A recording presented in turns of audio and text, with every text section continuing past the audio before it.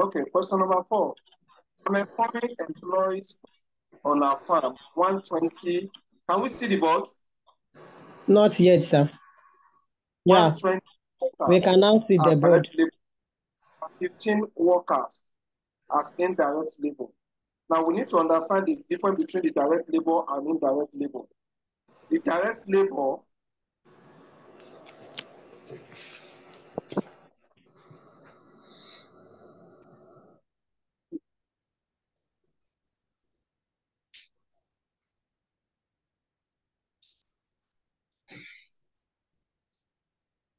okay, let's look at it from the difference between direct labor and indirect labor. The direct labor are those people we refer to as casual workers, while indirect labor are referred to as permanent staff, those who are there to collect salary at the month end, while the direct labor are referred to those who earn money at the production time.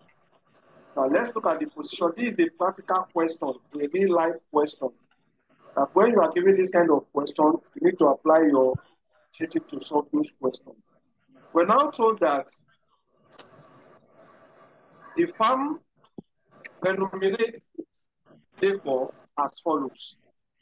Direct labor is paid regularly on the basis of units of output at the rate of 12,250 naira per unit. That is what they are paying per unit of output that they produce. We say indirect labor is paid regularly on the basis of hours worked at the rate of 14,000 per hour. Over time, remuneration is paid to all the factory workers on the hours worked at the following rate: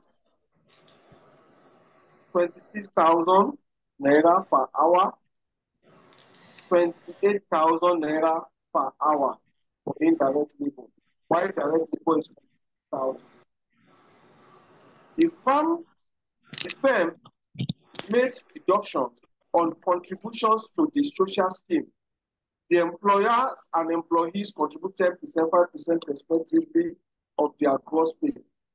Each worker contributes dues to the local workers' union at the following rate: 50,000 per direct labor per month, 80,000 per indirect labor per month. The union dues are deducted at source. The firm, in addition, operates a workman compensation scheme with SIC, Social Insurance Commission, for all factory workers.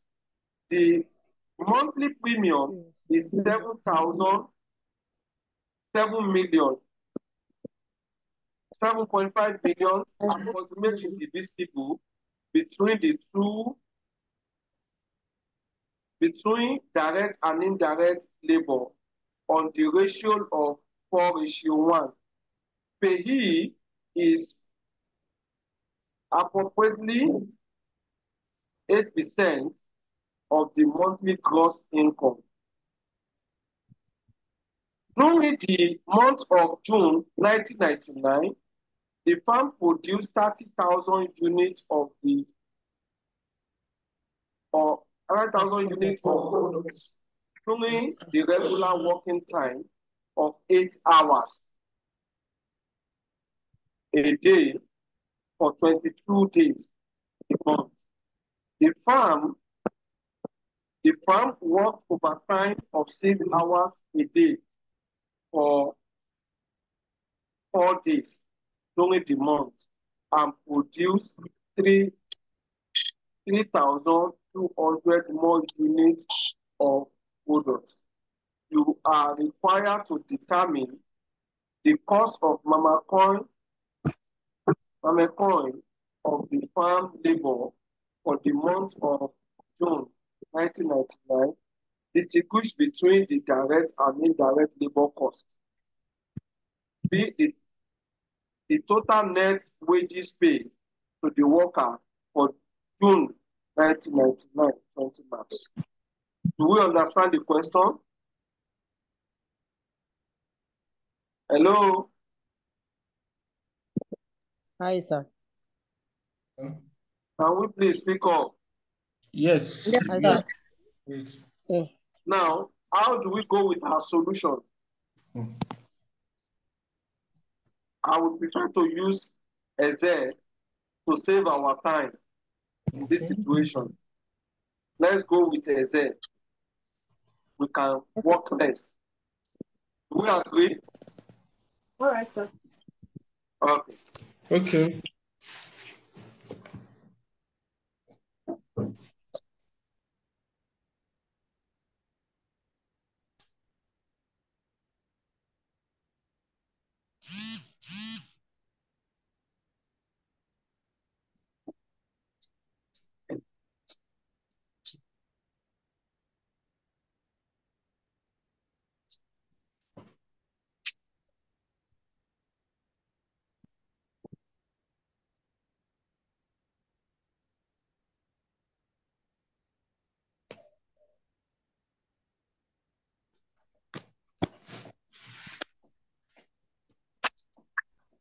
Now let's share the board.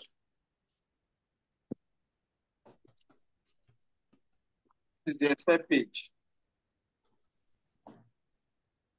What's the name of the business? Mami Coin.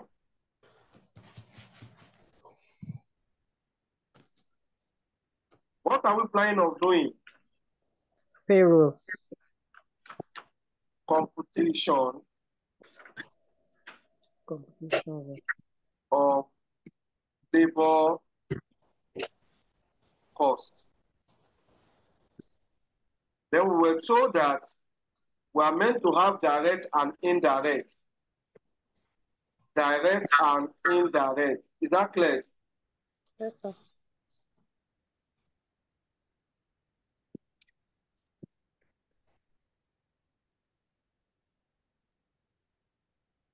Now we have direct labor cost.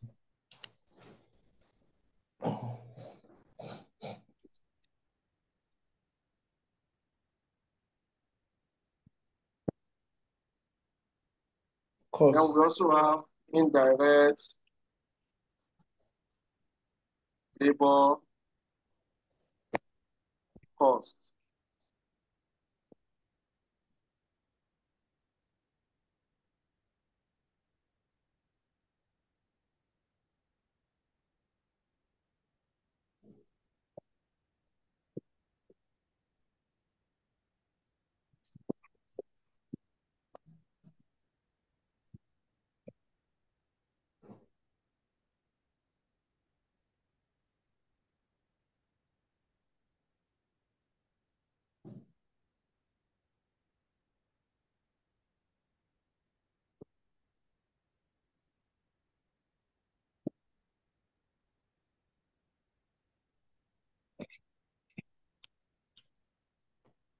Then we have total here.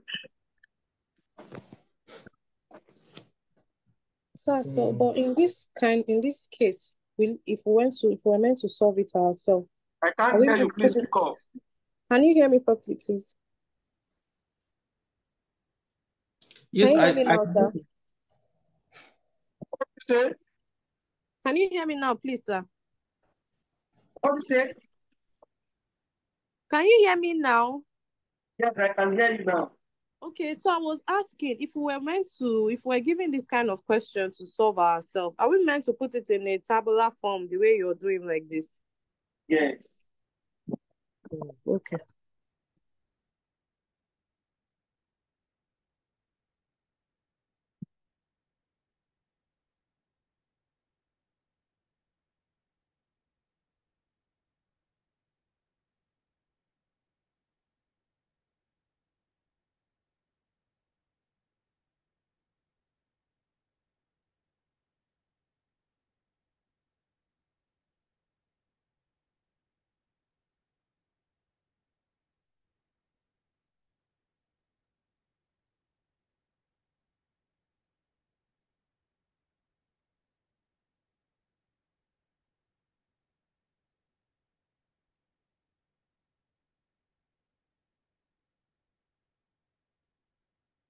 Okay, we are setting up the table.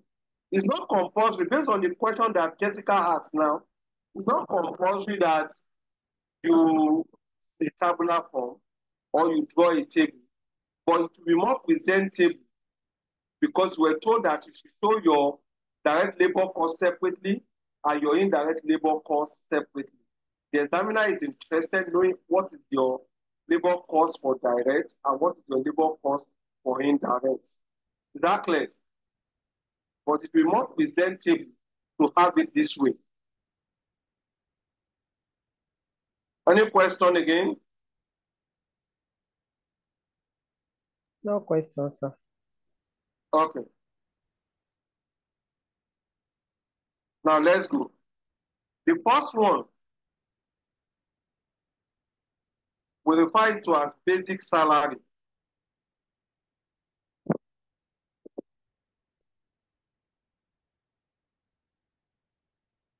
Basic pay.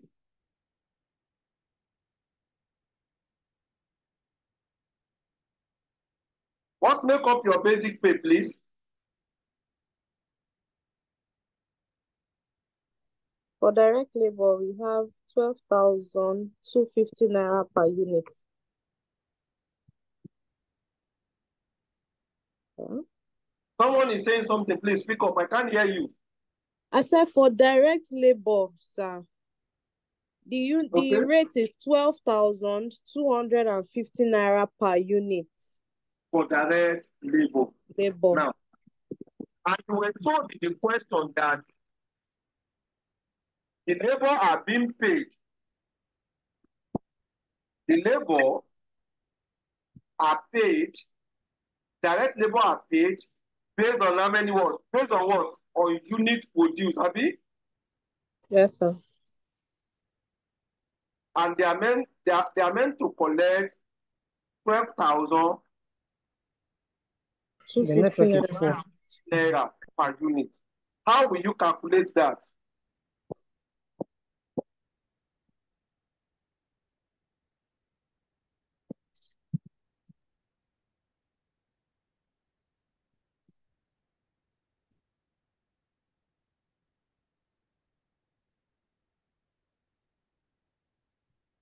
Hello, sir.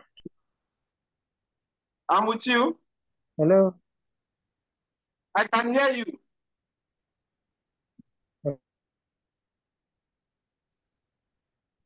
Can you all hear me? Yes, we No, can sir. hear you, sir. You can't hear me. I can. I can hear you on Can my you hear end. me? Yes, sir. Someone is asking a question. That's why I'm saying, can you hear me? No, no one is asking a question, sir. We can go on, please. The question is, sir, I should go on, Abi. what was Yes, the sir. question, sir? The question that I asked you, Abi, The network is somehow. security voice the community do back. No.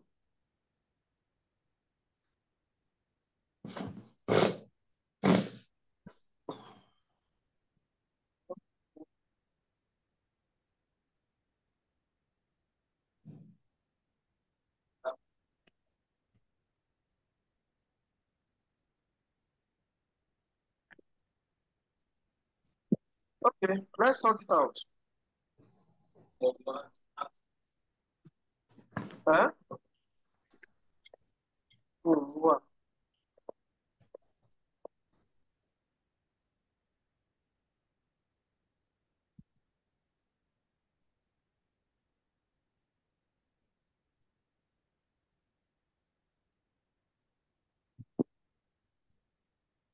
Hello. I'm coming. Yes, I'm we're trying good. to sort out things here. Don't worry. To make it easier for you instead of opening the another page.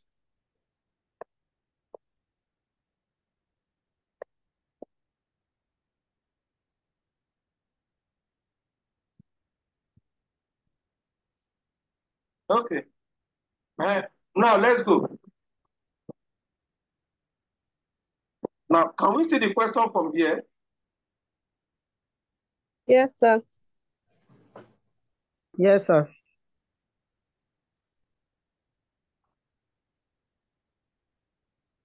Okay. Now, look at the basic. We're told that Mama Coin employs on her farm 120 workers as direct labor and 15 workers as indirect labor. The firm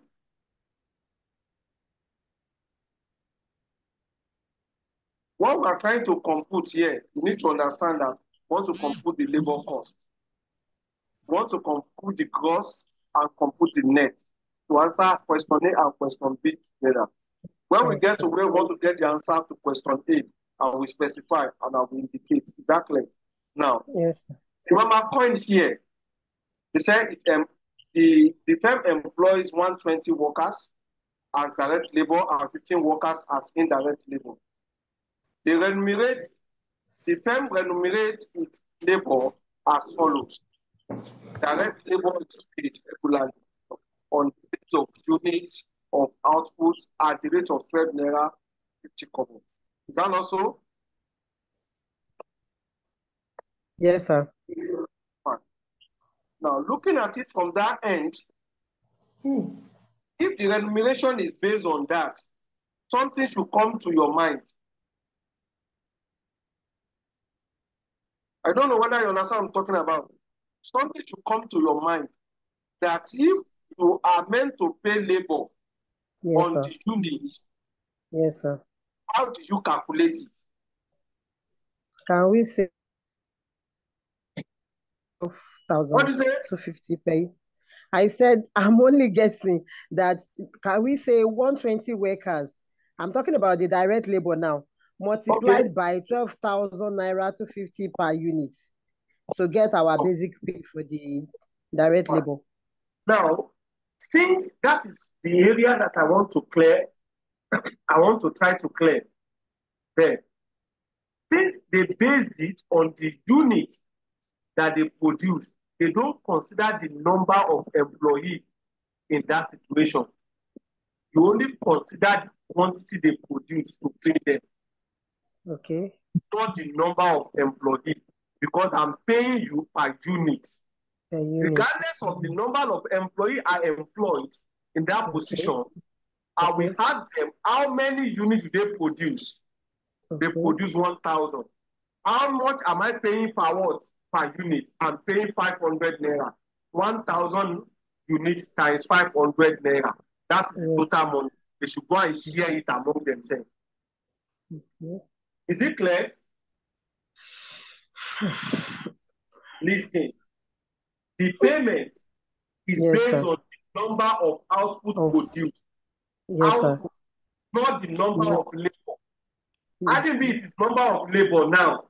We now consider the hours worked and consider the number of labor.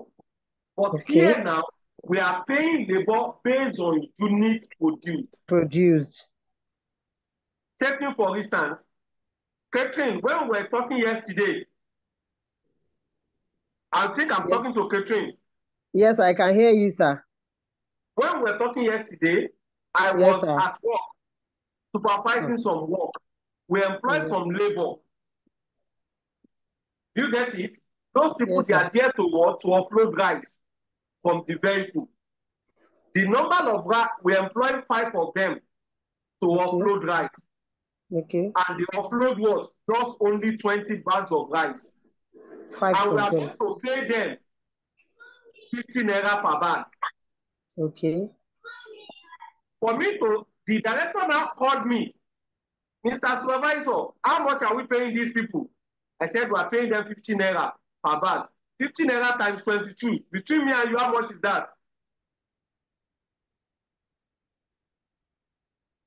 1,001. That is 1,100. If 1,100 is going to be paid to them, divided by 5, each person is going to collect how much?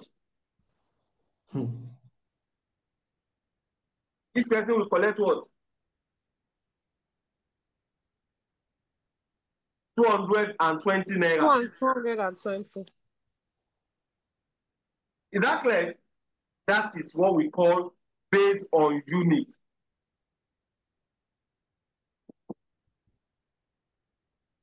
Do you understand it now? Units is what we are using to pay, not the number of what employee you have gathered. Okay. Is it clear? Yes, sir. Yes, sir. Now, let's go and solve that. How many units for this year? That is what you are meant to look at. How many units do they produce? Okay.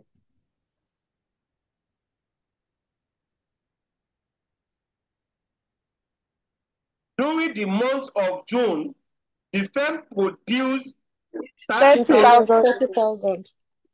Is it clear? Yes, sir. Yes, sir. Is it clear? Sir, we didn't look back. During the month of So June, now the calculate that. during regular working We come here. hours for 22 days. Let's go and do working down. Working notes to make it more reasonable and more easier. Okay. Let me put the working notes here. Hope you can see it. Yes, sir. Yes, sir.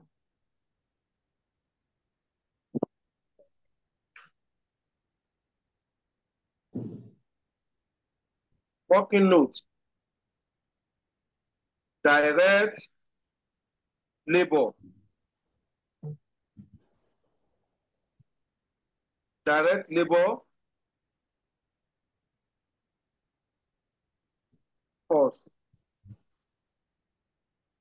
Now what we are calculating is what? Basic pay.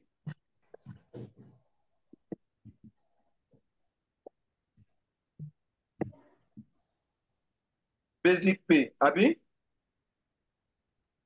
Okay, sorry.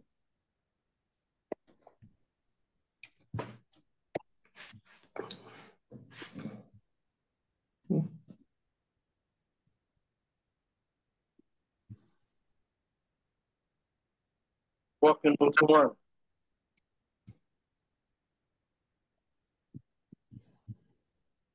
Now, the one we are calculating now is basic pay for direct labor. Is that not so? Yes, sir. Hello? Yes, sir. Now, in this situation, how many units do you say you have? 30,000 30,000. units. 30,000. Direct labor at what? At 12,000. At What do you call the rate? 12,250. At 12,250, 250. Abi? Yes, sir. Yes, sir.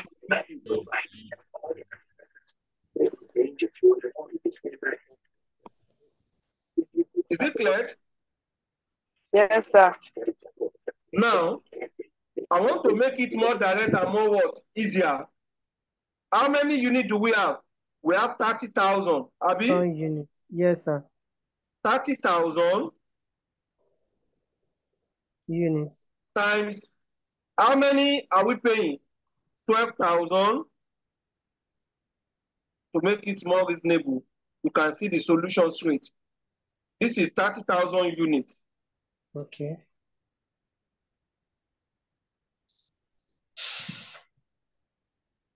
Let me indicate unit, output, Output units. rate per unit. Then labor cost.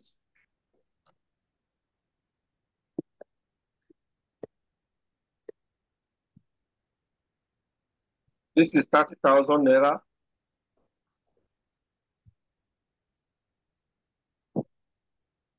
What is the rate you gave me? 12,000. 250. 250.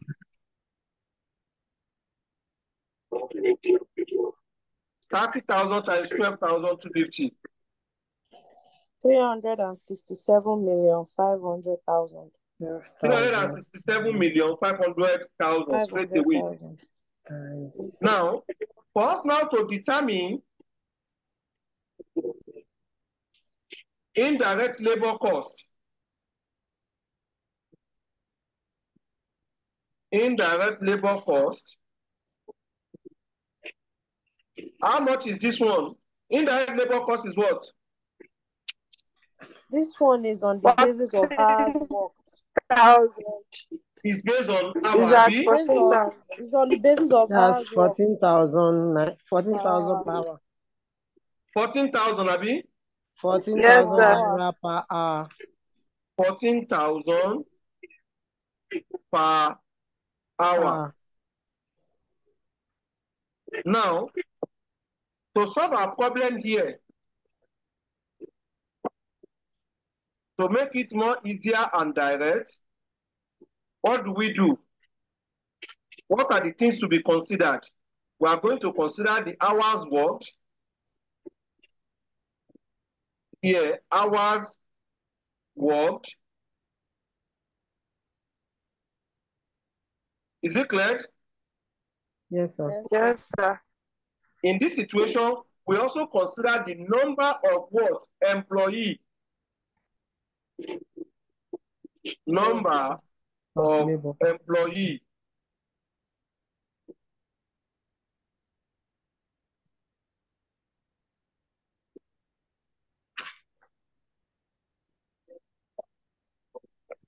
And we are going to consider rates per hour. Is it clear? Yes, sir. Is it clear? It's Yes. clear. Yes, sir. Now, looking at that question, what is the hour worked? You said 8 hours 8 for hours 22 a day. days. For 22. For 22 days. 8 hours, Abi? Yes, sir. Yes, sir. 8 hours Let's a make day. it more. For 22 days. Yes, for 22 days. Now, this one now, 8 hours in a day, is that not so? Yes, Yes, sir. sir. For how many days? For 22 days. Then we cannot say that 8 hours times 22. What's the total hours? 176 hours. 176. Yes, sir. That is how we have gotten. Is that clear? Yes, sir. How many labor do we have? Indirect labor. 15. We have 15. How 15, many? sir. 15. 15. 15, sir. 15. How much are we paying per hour? 14,000. 14,000. 14,000 per hour. 14,000.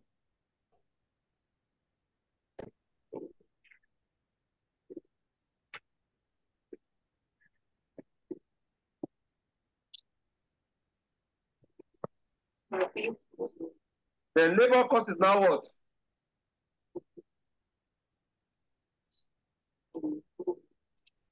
We now say that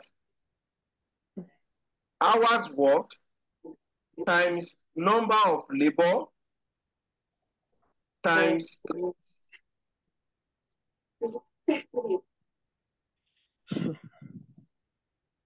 Lower. Is it clear? Yes, sir. Others, is it clear? Yes, sir.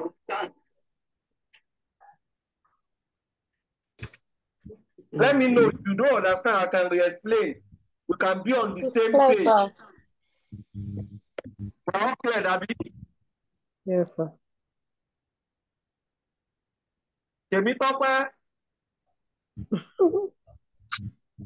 It's clear. It's clear, Abi? Yes, sir. I'm clear. I'm clear, sir. Hello. Jessica, Yes, sir. It's clear, sir. our special man in the house.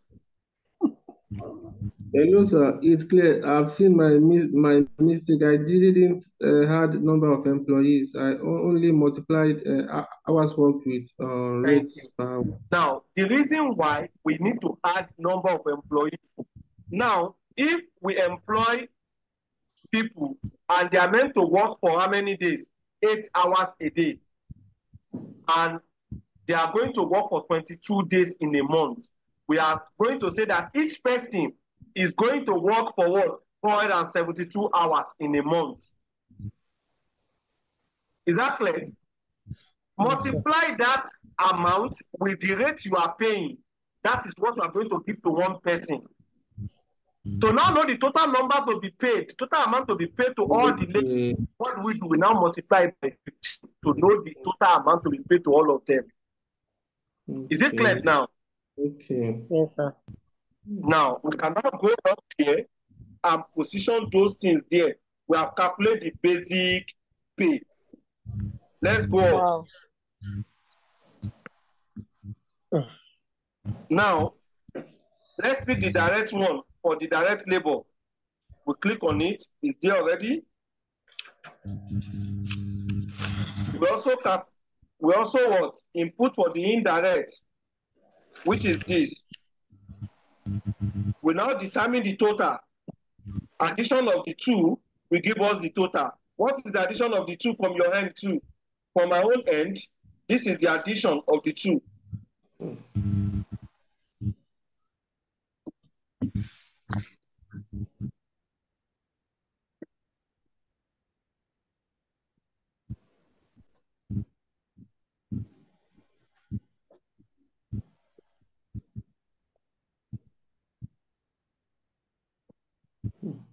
You are correct, sir. Correct. Thank you. Now let's go to the next one. If we are okay with this one, let's go to the next one. We have calculate basic. Fine. Now, we are also meant to calculate overtime. Is there? Abi? Yes, sir. Yes. Now, what is the overtime we are looking at? Overtime pay. Now, for the overtime, how do they pay their overtime? We were told here that overtime premium is paid to all factory workers on the hours worked as follows. Following: 1, 26,000 per hour for direct labor, which means they pay the overtime on hourly basis. Is it clear? Yes, sir. Yes. Why 28,000 per hour is paid for indirect labor? Now let's now go and look for the time for the overtime to know what to do.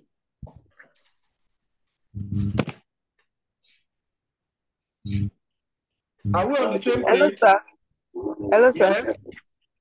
Yes, sir. I just want to be clear on this. The overtime, why are we calculating it? Because according to the question, it's just the labor cost and the net wages they asked us for.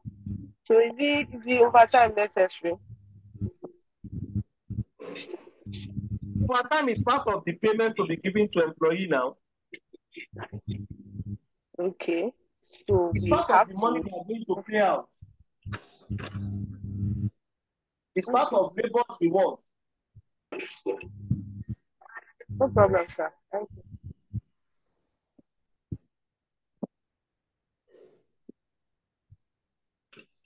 Now let's go down. How do they calculate the overtime? We're told it is on hourly basis. What is the overtime rate look like? The firm worked overtime of 6 hours a day during 6 the hours a day. month. Is that clear? They said during the month of June 1999, the firm produced 30,000 units of products during regular working time of 8 hours a day for 22 days a month. The firm worked overtime of 6 hours a day for 4 days. That is the basis they are using to pay them for overtime. Is it clear? Yes, sir. Yes, sir. We now go down again and do the working note 2.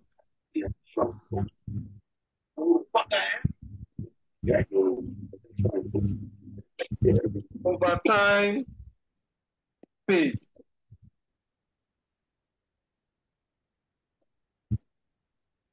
For the overtime pay, We use the same system here.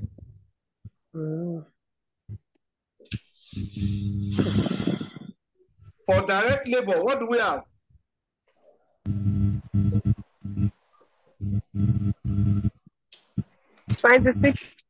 Hours worked.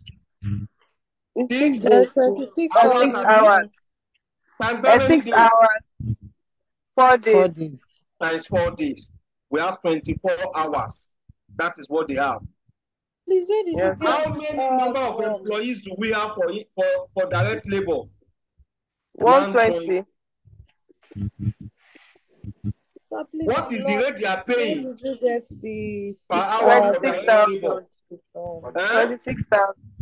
26,000. 26,000. Now somebody is Please, I'm asking lost. question. Please. Your question, please. Where did you get the hours worked from, please?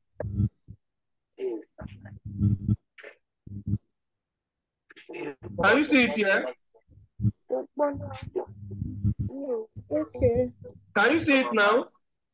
Yes, 6. During the month of June 1999, the firm produced 30,000 units of products during the regular working time of 8 hours a day for 22 days a month. That one has gone. You know, said the firm worked overtime of 6 hours a day for 4 days. Okay, sir. Okay. Is it clear? Okay, Yes, sir. So you multiplied 6 hours with 4 By days. 4. By 4. 6 Okay. hours a day. Times how many days? 4 days. 4 days. That is 24 hours. Yes. Is it clear? Yes, sir. Yes, Thank sir. you. Multiply by the number of employees, multiply by the rate. Yes, sir.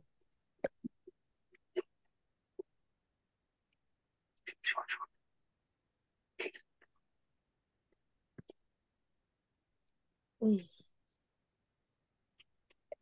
24 times 120 times, what do we have? 74 Confirm from million. your end. Is it the same thing with what I have? Yes, sir. Okay. Now let's also look at indirect labor.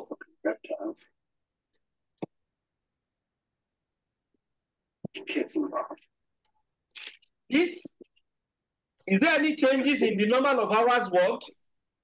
No, sir. We have 24 for this one too. That is 6 hours, because we're told that 6 hours a day times 4 days. That's 24. How many of these people, how many of indirect labor? 15, I think. 15. What is their rate? 28,000. 28,000.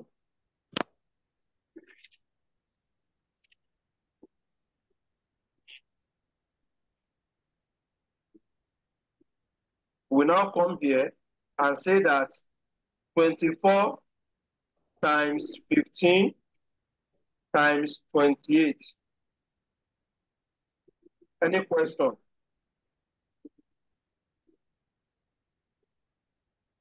Hello? Hi, sir. No, sir. No questions, sir. Hello, sir. We can now go up there and pose our figure.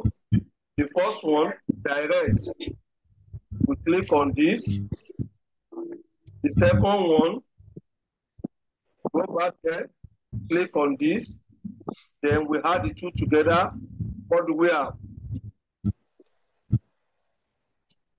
That's all.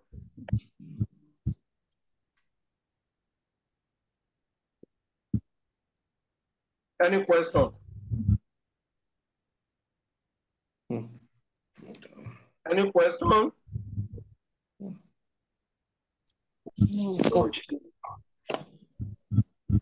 Okay. We have now. Let's answer question A. Let's add what? Let's add the basic and the overtime together. What do we have?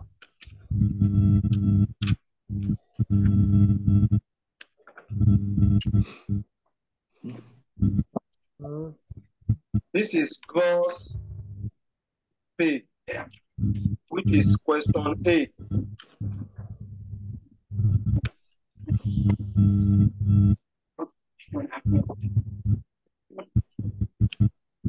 Have we answered the question?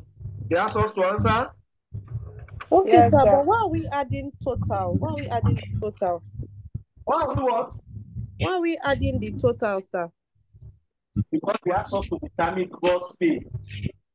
No, you know, we have direct labor, indirect labor, then that total column. Why do we have it, please? Because we need to know the total you are paying them out.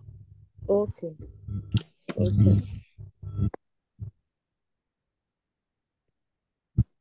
We have answered a part of the question.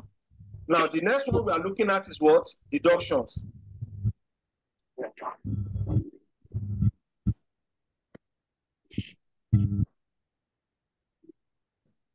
Can you look at it here?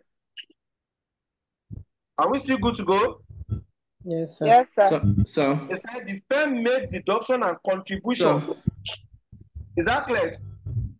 That is the one we want to work with now. That is what we are looking at now. Babajide is calling you, sir. What do you say? Babajide is calling for your attention, sir. Babajide, I'm here with you. okay, so I think I've seen where I made a mistake. So I've now known that whenever the cost of labor is to be calculated based on time, one has to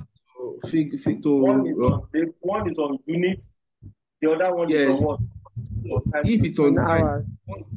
figure, one has to factor in the number of work. Employees. When it's time, when you are using time, please use the number of employees. But when you are using out, okay, now, so can we say that this A question is over, is complete? Like, what about the employers' social security, the contribution? Those ones, part of the doctor will be taken out of salary that the employees will contribute his own, employer will also contribute his own, but they are not giving it to them. They will pay it to their pension account. Sir, but now, the question says that we calculate the total cost, the total labor cost to the employer. Total labor cost, Abi? Yeah, so apart from the basic pay and the overtime, I think that we should also factor in the 10%, that the company will be adding to the social security. Abi? I'm coming on. This is your total labor cost. This is your total labor cost, which you call cost pay. Okay, sir. Is that clear? Okay. When your basic they are giving to you and the overtime, addition of addition of the two will be added together as your total labor cost. Okay, but sir. They cannot give you everything. How do we go from there? They are doing some compensation scheme on your behalf, which they are taking out of your money and pay to what? There is what we call what? Security, insurance security what? Contribution fund. It is a future investment for you. Future investment. We see the calculation. They are taking it as a policy of a nation, saying that some money should be paid into this particular account on behalf of the employee. When the employee is going out of the system, then they can take advantage of that this is what we are putting in place. Example, pension in Nigeria here. In Nigeria, we do what we call pension. Are we together? Do you people know how to calculate pension? Okay. Pension scheme. Do you know how to calculate it? No. No, not really. I think I Right. just know the percentage that they take from your gross income. It's not just like that. For a new staff, for a new employee, how do we come up with what? Pension to be paid. The new, before 2015,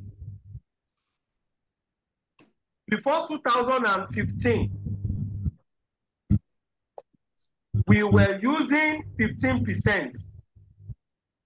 Yes. Employee will pay 5%, employer will pay 10%. The two will be added together, they will pay into your pension account on your behalf. Employer will add his own money. Not, they will deduct part of your own from your gross income. They will deduct certain amount of money from your money. Employer will now add 10% to it. He will now pay the two together into your pension account on your behalf. Is that clear? Okay. How do they calculate it? For pension to be calculated, you will add basic pay plus housing allowance plus transport allowance.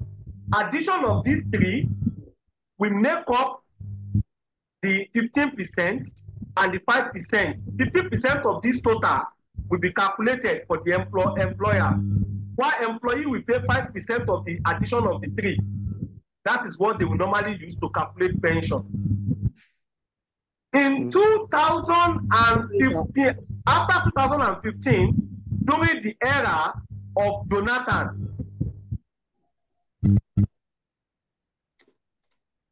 Hello, sir. what's the era of Jonathan? Yes. Jonathan Hello, introduced that they should increase the pension rate to 18%. When they increase to 18%, employee will pay 8%, employer will pay 10%. They will add the two together and pay to the pension account of the employee on the monthly basis. And you were given grace of 10 days after the salary has been paid, 10 days of the following month. You need to remit that money into the pension account of the employee. So what was the penalty for not remitting? As if you don't remit it, they will penalize you. You will pay what? Fine. So which agency regulates that, sir? There's a pension, PENCOM. PENCOM, okay. Okay. Is it clear? Okay. And there is a principle to be used to calculate payee also. All these are what we refer to as deduction. maybe I also gave you what they call a payroll. Yes, sir. In that payroll, I indicate what we call compulsory deduction and non-compulsory deductions. We call it statutory deduction, non-statutory deduction. The statutory are payee and pension. For you to calculate payee, how do we come up with the payee you are meant to pay? Pay as you earn. It is under personal income tax. How do we come up with the figure? They will pick up your gross amount in a year. How much is your annual salary? They will multiply your monthly salary times 12 to get your annual salary. After getting the total of your annual salary, they will take out what we call tax relief. We have what we call consolidated relief, and we have what we call personal relief. Consolidated relief is 1% of your gross pay or 200,000. The higher of the two will be considered. And they will also take out 20%, which is your personal relief. 20% of your gross pay. You will add these two together and deduct it from your gross pay. The net you are going to get, if you are paying pension If you are paying pension, you also deduct your pension. If you are doing house insurance scheme or social insurance scheme, you would add it together and less it. The total you get is when you add all these deductions together, you will deduct it from your gross pay. You will get what we call taxable income. Taxable income. From that taxable income, then they will now start calculating your tax rate. The first one, the first 300,000, you calculate 7%. Second 300,000, you will calculate 9%. No, you calculate 11%. After that one, you calculate on the next 500,000, you calculate 15%. On the next 500,000 again, you calculate what? 19%. On the next 1.6 million, you calculate 21%. On the next one, above 3,200,000, you are meant to calculate what? You are meant to calculate 24%. You will now add all this amount together, you divide it by 12. That gives you what you are going to be paying monthly.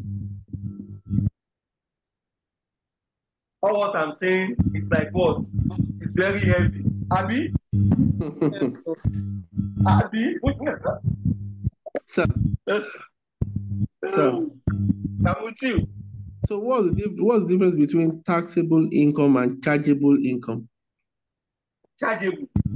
Yes, chargeable income. Taxable income and chargeable income is the same thing. There's no difference. Okay, The sir. income that will be charged to tax or the income that can be taxed. That's the word for me. You can call it chargeable income or we call it taxable income. Okay, sir.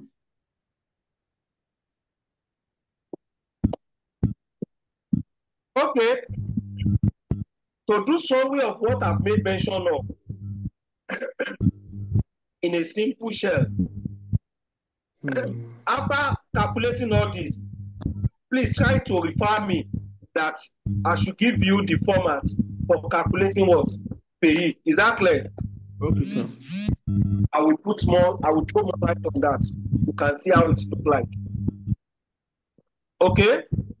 Now, to do the deductions, what is the first one we have?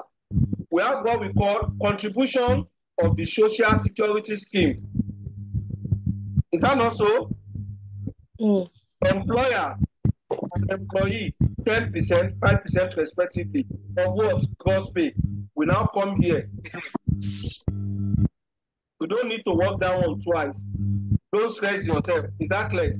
Now, and we can do it separately to know how much you want to contribute. Now, let's go down and do the workings here. Working note 3. What do they call it? Social security, Abi? Insurance. Social security scheme. Is that not so? The social security scheme, sir. Okay, social security scheme, sorry.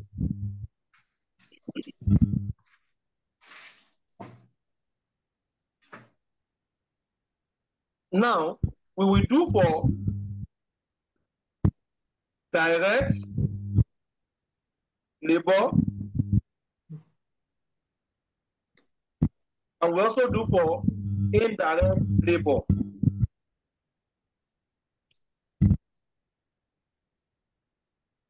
Is that clear?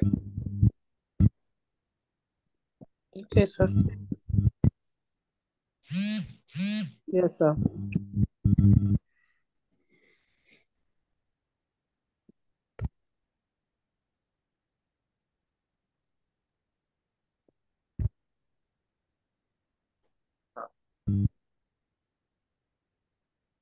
Excuse me.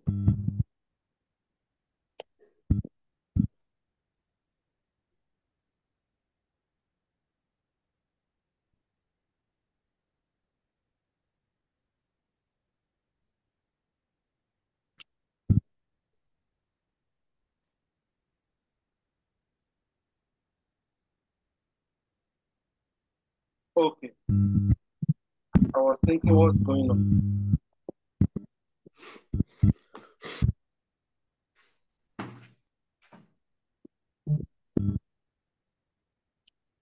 Okay. Now let's go. Employees.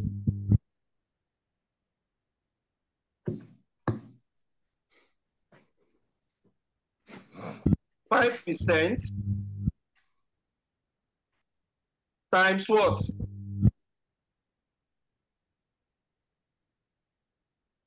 Hello? 50,000. Am I right? 5% of the gross pay. What is their gross pay here? Can you see it? Oh, okay. Oh, Okay.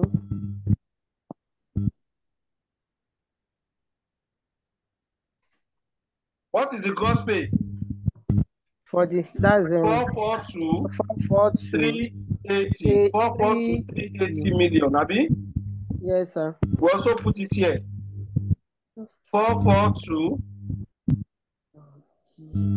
380 million.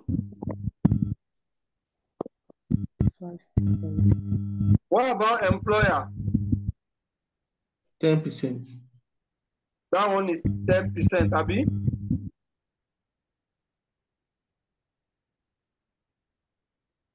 This is basically meant for direct. Can you now give me the figure? 5% times 442 380 1 2 3. Please confirm what you have, please. Correct, sir.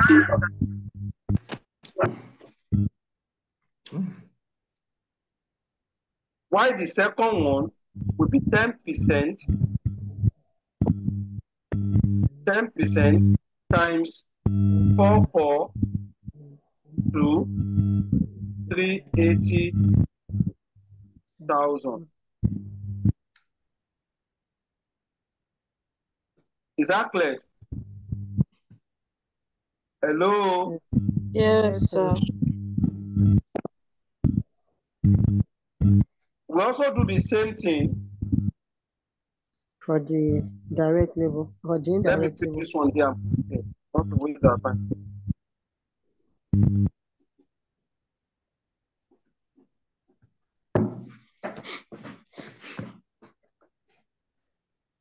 We also do the same thing, but the figure will change. Okay. The figure will change. What is the gross pay for the employee for the indirect?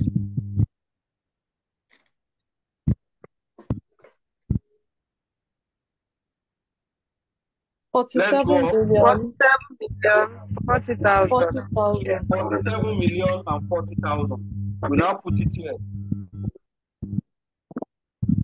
47 million and 40,000. We also do the same thing here. 47 million and 40,000. Then we now calculate it here. 5% times 47 million and 40,000.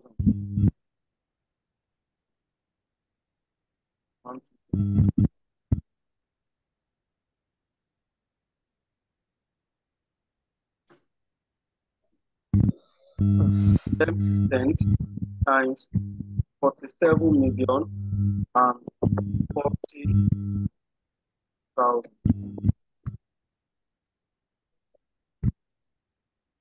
23 million, 52. Sorry, 2,350,000. Now, which one will you consider as deduction out of this? Hello, sir. Hello? This 10%, is it correct like this? Hey, this one is high, Abby. Yes.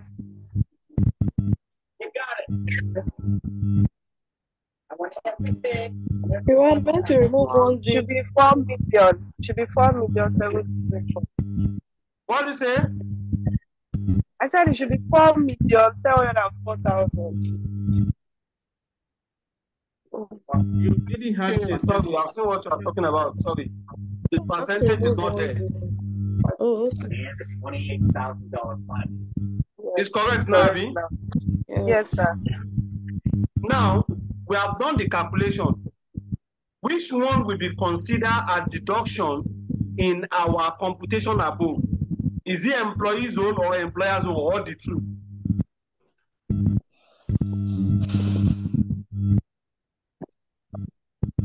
Can't they add the two together? No. Hello, sir. Okay. I'm with you. So now, for the question B, what we have to consider is the first one, the 5%, and I think that the 10%, that of the employer, has to be added to the total cost of what employer is paying. So it has to be added to the gross pay to figure out the total cost that the employer is incurring on labor. Okay, if I get you right, Jide, Sir? you are telling us that we should add the employer's own to our gross pay. Is that so? That is not what he's saying, sir. Okay. Okay. Now, trying to say that. Okay. Please go ahead. Now, the first question didn't ask us to. We wanted to ask to calculate just the gross pay. We have to calculate the total cost of labor to the employer. So after calculating the gross pay, I think that for that A part of the question, we need to add that 10%, that deduction, that security, that 10%. We have to add it to the gross rate to calculate the total money that the employer is spending on labor. So the 5% has to be deducted from employees' gross wage.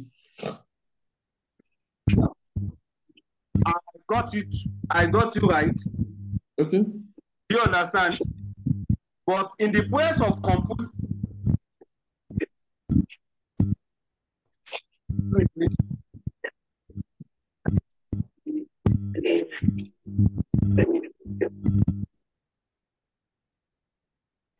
hello?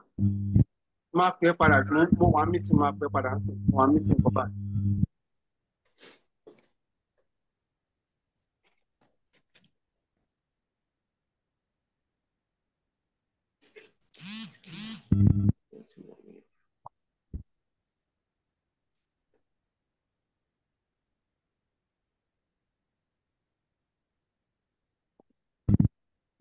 Hello.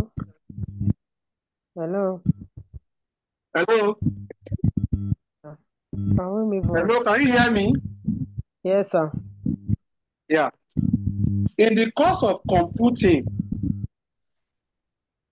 your labor cost, are you with me? You don't add the employer or pension to your labor cost, to your gross pay. Yes, I know. You don't add it. It is additional income to employee, but not immediate payment. Okay. We have what we call earned income on earned income. That particular employer's own is on earned income. It's income, but it is not income you are going to earn now, but in the future. Hello? Yes, sir. Hello, sir. If you can still remember, do you people have what we call pay slip? No. If you check your pay slip, if you have pension, we will compute your pension. After computing your pension, we are only meant to deduct the one contributed by you from your money. We will now add that one to the employer's own and pay it to your pension account. You are not meant to collect that one now. Yes, yes, sir. But the cost to the employer, that's what I'm saying. It's a cost to the employer. It's a cost to the employer, but you are not meant to add it to the gross pay. No. I know. That's not what I'm saying, sir. No, sir, please. I'm speaking in the context of this particular question. This particular question, sir. That's what I'm telling you. In the process of now computing it, we don't need to go back and add the employer's own. It's wrong. Okay, sir. We all have idea that this will not be part of immediate cost for future investment. Okay. Are we together? Because you are not meant to collect it now, but in the future. So it doesn't form part of immediate cost. Is that clear? It's not immediate cost to the employer, but future, and it serves as future income to the employee. So what are you, sir? What you are saying in essence is that now I'm not coming up here now. Look at it now. The one that you are going to deduct now is social security. Social, what they call it? Security scheme. Social what? Security scheme. Social security scheme.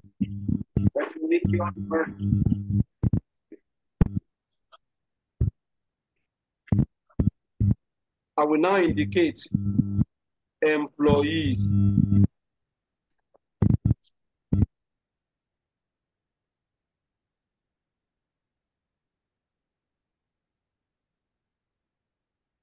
That is what is going to be deducted, and you don't add that one back. Do you know what you are preparing now? Indirectly, do you know what you are preparing? Yes, sir. Indirectly, do you know what you are preparing? If I'm right, I will say a payroll. Thank you very much. They don't ask you that to prepare payroll, and it's payroll they want you to prepare. Is it clear now? Okay, sir. Okay, sir, but sorry to cut you off a bit. Why are we deducting the 5% particularly? That 5% is meant to be contributed. It is a contribution to be made by the employee. You will deduct that from your own salary. Employer will now add 10% to it. They will not pay to your investment account or pension account. Okay. Okay.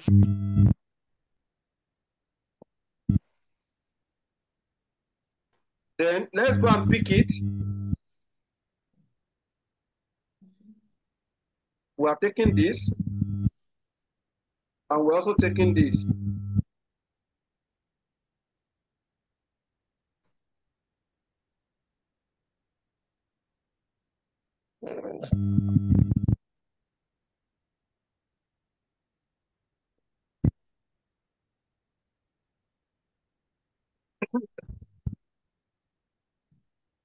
Now here, you add everything together to have this straight away. We have treated that one. The next one. Each worker contributes dues to the local workers union at the following rate: 5,000 per labor monthly, per direct labor 8,000 per indirect labor monthly. Now, union dues.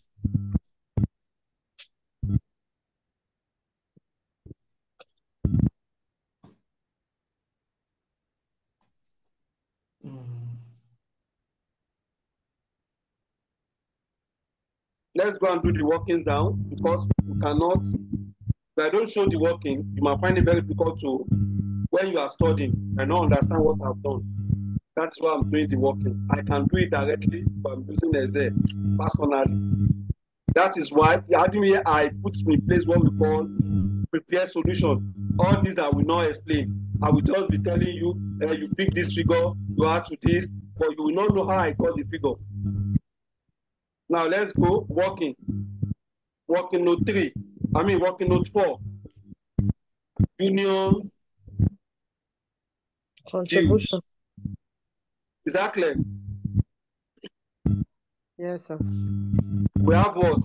Direct labor, Abi? Is that also? Yes, sir. Direct labor. For the direct labor, what do we have? Sorry? 50,000 This per one. month. Sorry. This one. 50.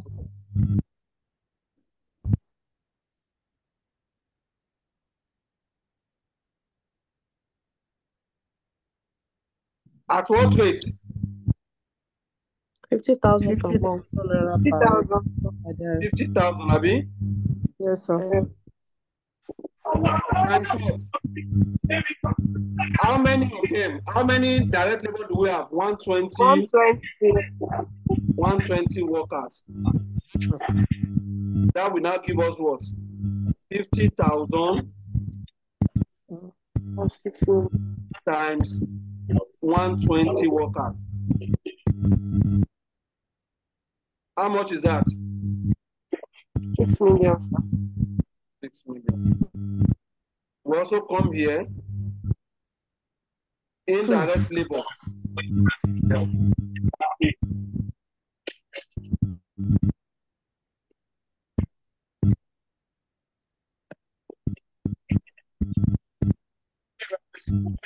What is the rate of indirect labor? 80,000. 50,000. 80, Abi? Yes, sir. Yes, sir. 80,000 naira. How many are they? 15.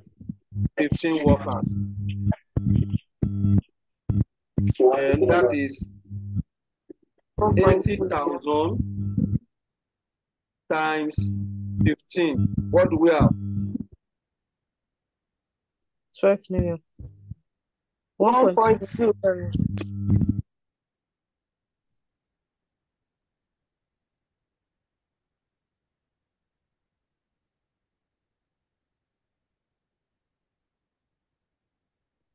Now, we now go there and put it there.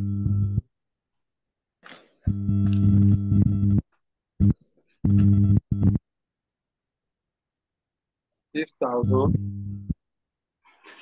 This one, 1.2. Then addition of the two is how much? 7.2 million. That one has gone. No problem. Then in addition of paid workmen compensation insurance scheme. The monthly premium 7,500, approximately divisible between direct labor and indirect labor at the rate of 4:1. Now, how do we go from here? Let's go and do the computation down. What do they call this one? Workman what? Compensation. Insurance scheme.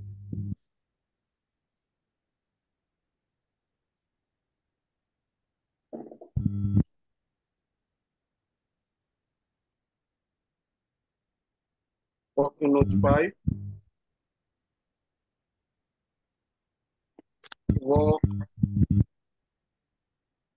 Workmen insurance scheme.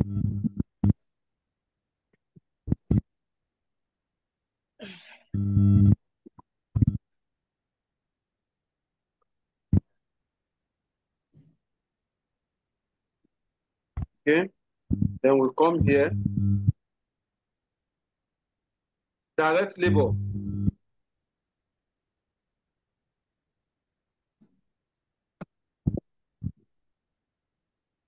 indirect labor.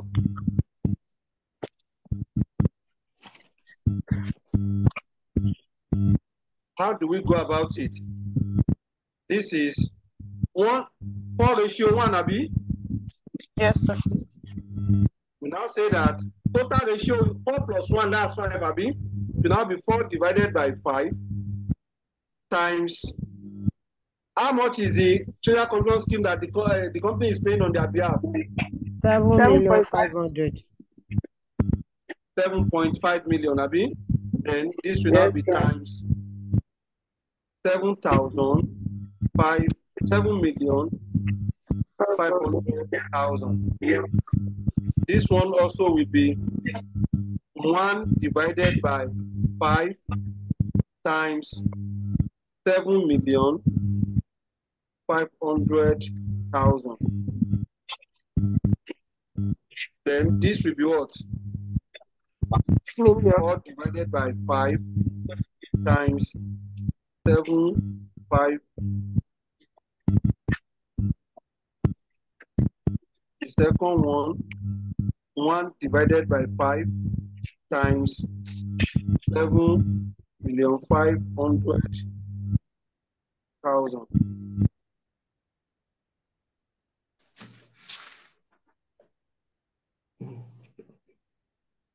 Can you see the addition is same thing as 7?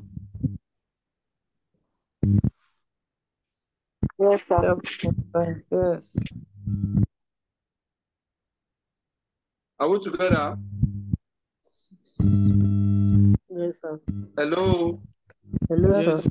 Yes, sir. Yes, sir. Any question?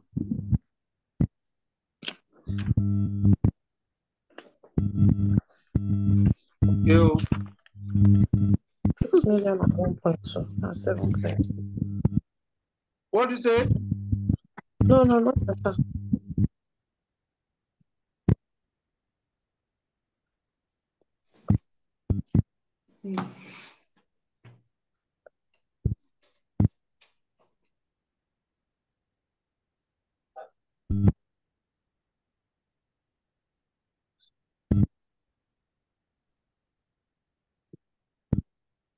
This one, 6 what? 6 million, Abi?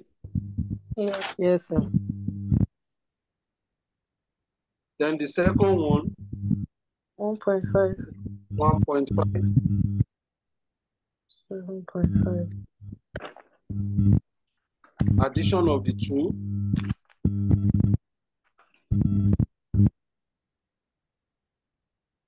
Then we come here. What do we have next? Pay Payee tax. tax. We come here, Tax. pay tax. This one is 8% of monthly gross income. We don't need to calculate this one. Since they specify, we can calculate it straight away here. But I will specify at 8% of gross what? Income. Gross income. This is equals to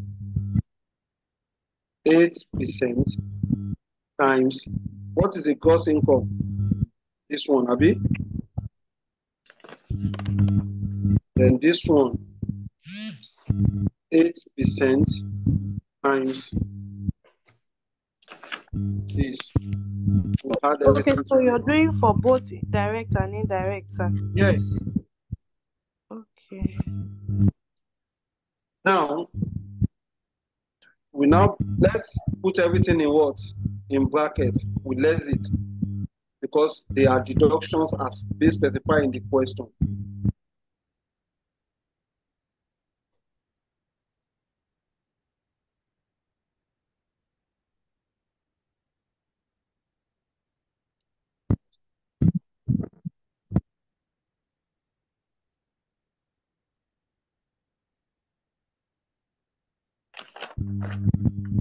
Okay. When we now add everything together from beginning, what we have at the end of the day will be Excuse this. me. Excuse me, sir. What do you say? The gross income is what I want to ask about, sir. Yes. Where did you get the gross income from, sir? This is your gross income. Your gross pay is your gross income. Where is it, sir? This Gross is it. pay. See. Gross pay. Can you see my cursor? Hello? Okay. This is gross pay up here. Which one did you use, sir? What do you say? Did you use 4,889 Yes. million? Yes, that is your gross pay. Addition of your basic and what? Addition of the And overtime. okay. Is it That's for the your direct labor? Sorry. Is it for the direct labor or indirect labor or the total? For both. For For both the of three them? of them. For the 3 or 2? That's not. For the That's 3. not. Just to Catherine, do you understand? Hello. From what Catherine is saying, that's not what she's asking. If we are using the total amount, which is 489 million, but instead we are using the total for direct separately and indirect separately. I don't get you. Yes, so it's Okay. 8% of 442, 380 for direct, Okay, and 8% for of direct, 47, for indirect. 40,000. Yes, that's it. Okay, And thank the you very total much. also. Yes. What do you have? The 8% of that, yeah, okay, the total that 8% of 442, 380. Yes. What do you have? I now understand. Thank you so much, Tope. Or is that Jessica? You're I think welcome. it's Stop it. Just You're yeah. welcome. Thank you. Thank you. Is it clear now? It is clear, sir. Okay, thank you. Then, when we had all this together, we deduct it from this particular figure. What we get is what we call net pay. Net pay. Okay. Net pay, which is be part of the question they ask you to determine. That's all.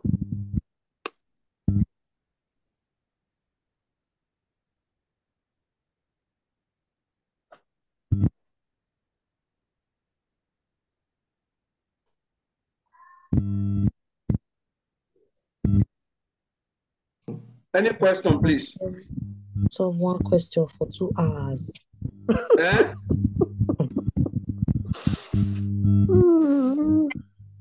Ask your question now. You are free. No, I'm saying the fact that we literally solve one question for 2 hours. If we're in the exam hall, Lunko, You know the reason why? If you are the one doing it and you have better understanding and full knowledge of what you are doing, it won't take you time. You don't understand? All what I'm explaining down there, I don't need to do those ones. There are ways which I can do it since I have a better understanding. Chile, when you were solving it, do you use up to 2 hours? 2 hours. I think I used 1 hour or thereabouts. Because even though you don't have a better understanding of what the question is trying to test, but based on your attempt, you still manage the situation. You did not use up to that. But because I'm explaining, I'm going back, doing this, telling you this, what to do, you are asking me questions. In the exam, you are not asking anybody question. Do what they want you to do straight away and go to what you're supposed to do. That is why you are in class. If you take your own time to study it now, you will know what to do next.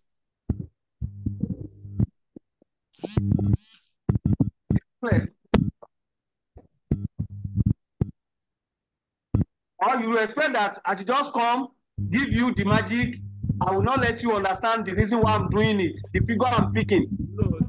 no. If that's what you want, it won't take me up into 10 minutes to explain. I don't want Prepare that. solution. I love that. But I know there is no way you can get it right. You will be asking questions from beginning to the end.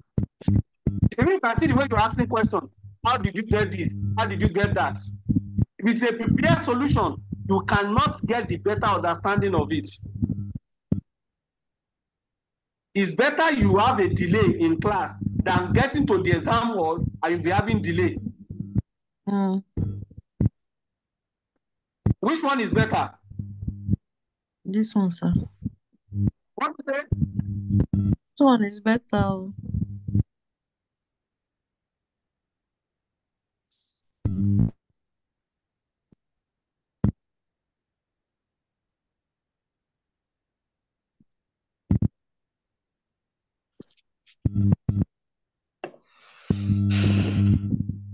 This one is it correct?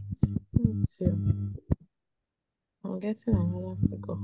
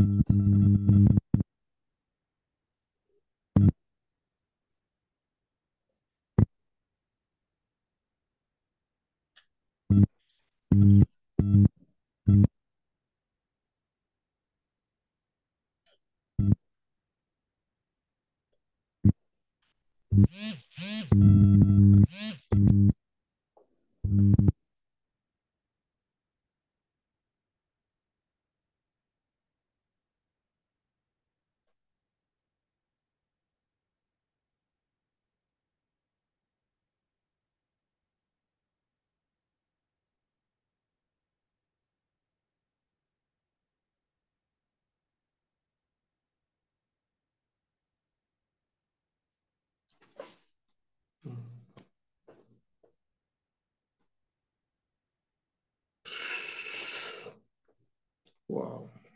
Hello. Start. It's hard. Please, does anybody calculate it? The figure I'm getting for the net pay for the total is different from what he has. The total we have there is not the deduction. It's not the total of the deduction. It minus the deduction from the gross pay already. So whatever you're having as deduction, minus it from the gross pay. That's what you have. That's what I'm saying. The figure that he got, that's 411 million, is not what I'm getting. I'm getting something different. Okay. Let me try my own.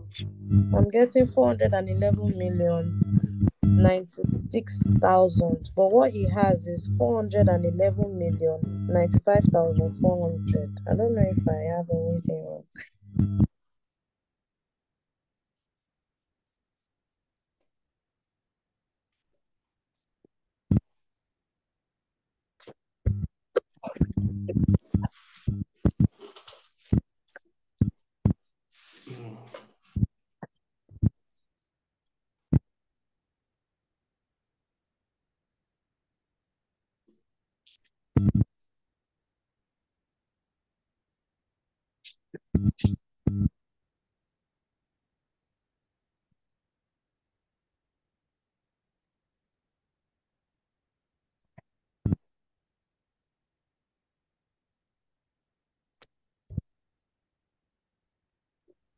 What do you say you are getting, Jessica? 411 million 96,000. No, I'm actually getting 411 million 095, then 400,000. Yes. Are we having any issue? No, sir. Hello?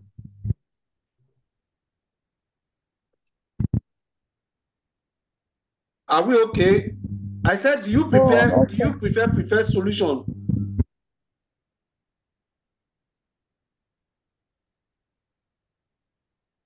Jide? Sir? Do we prefer prepared solution? No, because people were looking at it that the time is time consuming. No, I don't prefer solution. I want you to please help us to do the work live so that we can learn and then follow. We can learn. That is what I also think. Because Yes. when you get to the example, you will know the figures to pick, not just to pick any figure anyhow. Yes. Yes, sir. Jessica, you go. I like You? it this way. I prefer it this way. It's better, sir. Okay. If I got Sanusi? Yeah, me see. I'm back, sir. I said, is it the prepare solution you like? Or No, we continue sir. this way? No, we want it this way, sir. We want this Because teaching. Tokbe, we always complain that it's taking time. And I think the Ah, best it's not That somebody is not that's complaining, sir. and No, I apart was from that, involved it's there. better to be late than never.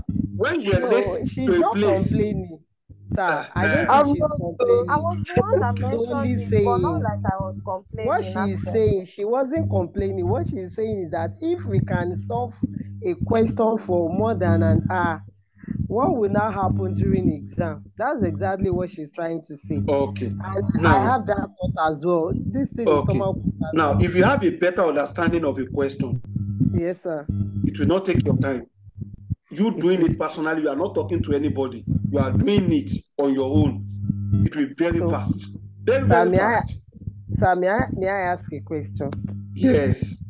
Are you assuring us that no matter what, the question that will come out during the exam will be very close to this, or maybe it will be figures that will be different, or it's going to come in another dimension? Because If there are certain questions yes, sir. relating to labor costing, there are two ways to it.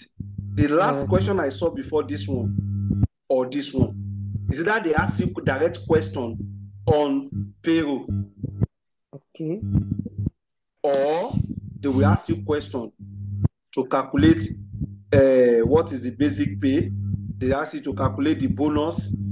Those are the direction they can take you to ask a question. When I was writing my ATS3 question like that came out, it wasn't payroll they asked us to prepare, but they asked us to calculate what is the basic pay, what is the bonus, and what is it. We will also find it very difficult at that time. That where are they getting all these things from? Where are they doing? By the time we now start down on our own, we try to read it. Okay, let's study this thing. If there is no magic, they don't bring it from heaven. The person that is doing it is not God. Then I bought textbook. For the first time, I failed what? Costing. To be candid, I failed costing. That was what now pushed me to go and get 2 textbooks. I read from here because we don't have a lecturer that we can ask that time. There's nothing like online. You will need to go to class. Or you leaving from work or from school to class before you even go to the class. Maybe the lecturer has already done half of the question. Nobody to ask. But by that time, by the time we pick textbooks, we read from here, we study here, we now look at that. This thing, there is nothing big deal here now. But for the first time, it will look like that. But take your time, also go through it. You have time, you can call me at any time. If you have any question, I will answer you. That is me. If I'm not in a general meeting, just call me. I will tell you, this is it, do it this way, do it this way. Is it clear? Yes, sir. Your success is my concern. Yes, sir. And you must all pass. Compulsory. Amen. Compulsory, you must all pass. Amen. Yeah. So, sir, please, have we actually solved any question on payroll? What we did just now is payroll. Oh, okay. It's only that they didn't put it in a payroll format. That's all. Oh, okay. Because they indicate direct labor and indirect labor. That is the technicality there.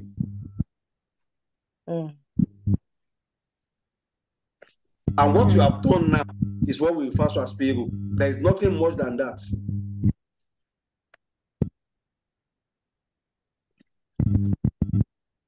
Is it clear?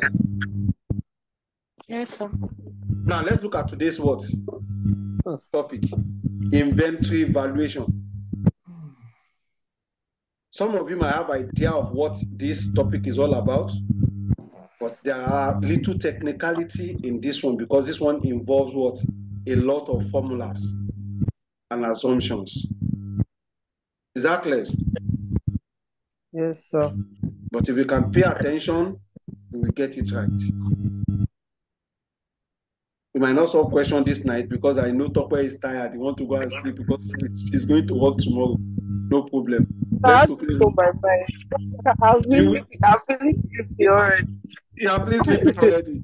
Okay, in the next Serious. 30 minutes, I will finish this one. Then you can go to bed. That's nice. Sorry. Now, yeah, let's go. Let's quickly run through it. Inventory management. I've sent you the note. Hope you all have it. Yes. Yes, sir. Yeah. What is inventory?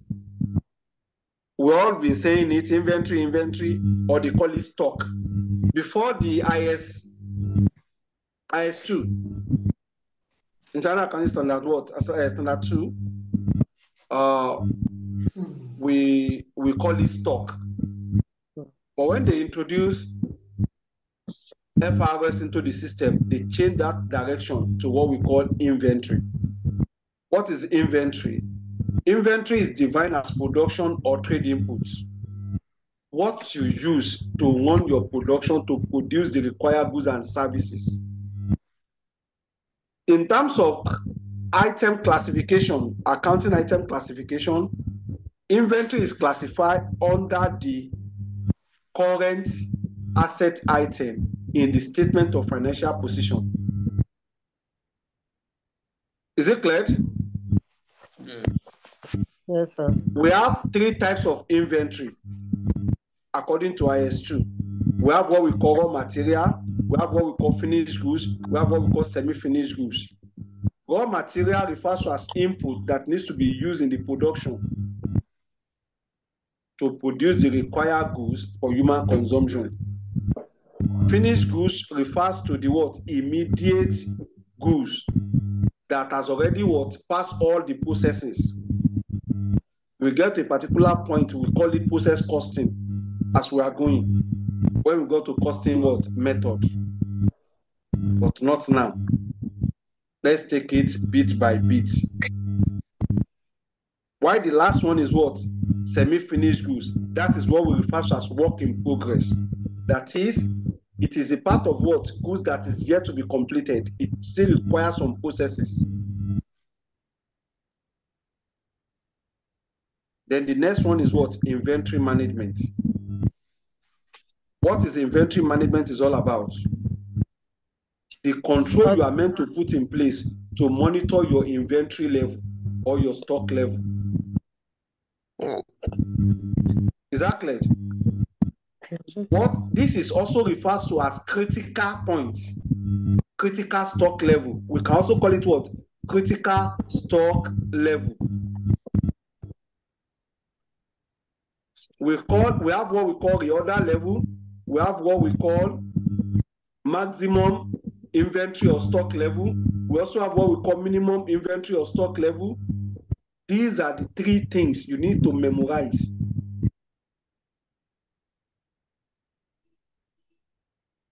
How do we calculate reorder level? What does it mean? This is the inventory level where new order is placed, where you place what? You replenish your stock level.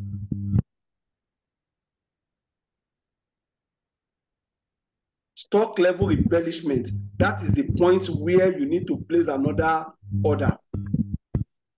How do we calculate it?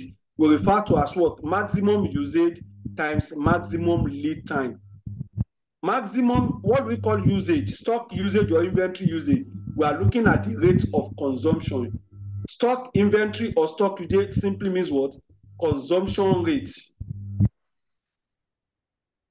or the level of demand. When we talk of lead time is the time in between when the order is placed and when it is what? Received. That is what we refer to as lead time. Is it clear? Hello? Yes, sir. Yes, Are we okay? yes, sir. Now, to now calculate maximum usage. To now calculate reorder level, we say what? Maximum usage times maximum lead time.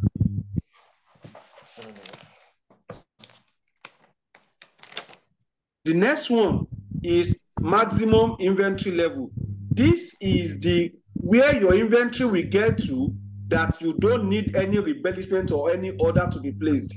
You don't place order when you have what? When you have stock total what? All your stock is already full, all your warehouse is full of what?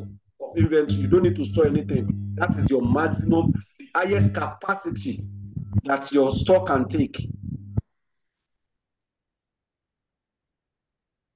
How do they divide it? This is the inventory level where no inventory is required. How do we calculate it? It is reorder level plus EOQ minus minimum usage times minimum lead time. What is EOQ? EOQ means economic order quantity. Economic order quantity. We'll discuss it down. Then the last one there is what? Minimum inventory level. Minimum inventory level. That is the point, that is the buffer stock that is being kept where new order is required. This is another inventory level where new order is required. It is a level where buffer stock are used to save the organization against stock out. How do we calculate it? We say inventory level equals to reorder level minus average usage times average lead time. But where you are giving normal usage, we use normal usage or normal lead time in place of average usage or average lead time.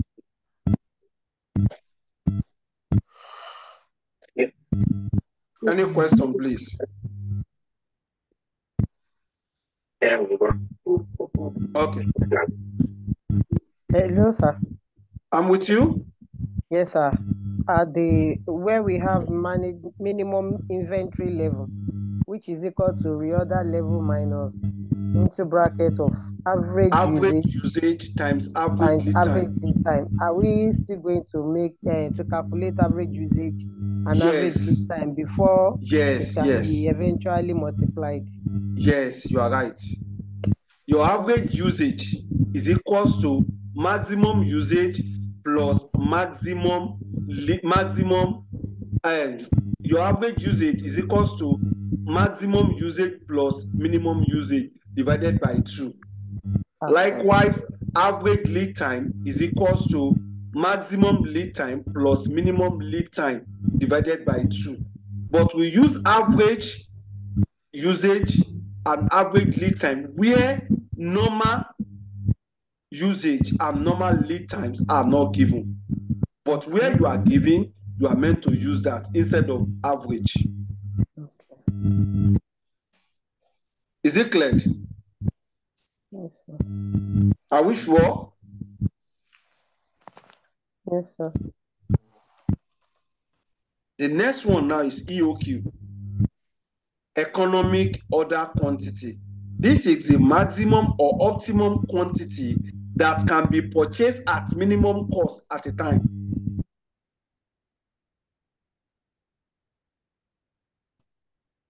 The economic order quantity keeps the sum of holding cost and carrying cost at minimum. What are we talking about? Before you can get your economic order quantity, you must have a minimum cost of order and minimum or cost of carrying cost or holding cost. At that particular point that you are looking at your EOQ, all the ordering cost must equal to what? Carrying cost. Another name for carrying cost is called holding cost.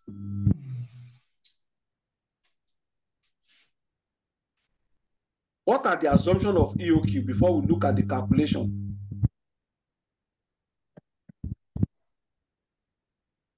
Number one,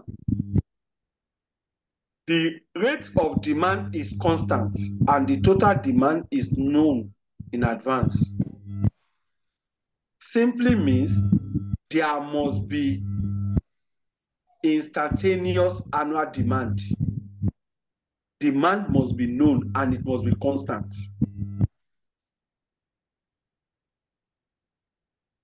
Number two, there must be constant inventory price. At this level, discount is exception, is not allowed. At this situation, we don't take discounts into consideration.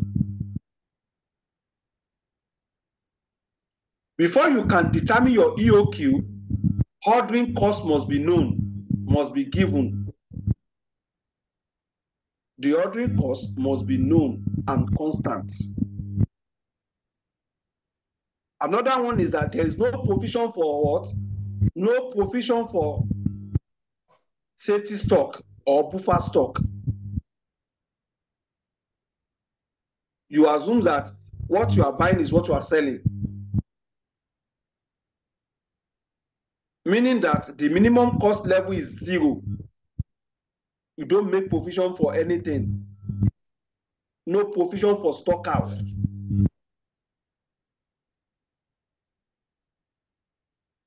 The next one, delivery time is constant. You must not exceed your delivery time. That is why you don't need to keep provision for stock out. You don't need to put in place your buffer stock or safety stock. I've used about 3 or 4 names for minimum stock level. Minimum stock level can be called buffer stock, can be called safety stock.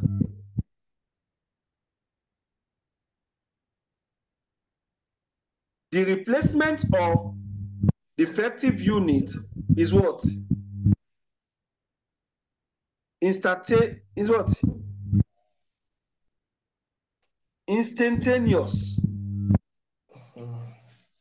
We don't take what? Defective into consideration in this situation. The whole batch is what? Restocked. We assume that the whole quantity you bought, you are going to sell them. They will place another for another one at the same time. Then you stock it back and you sell like that, you place another order. How do we calculate EOQ? What is the formula for EOQ?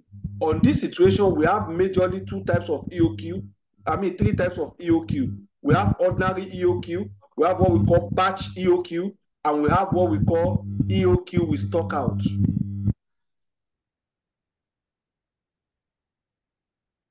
For the first one,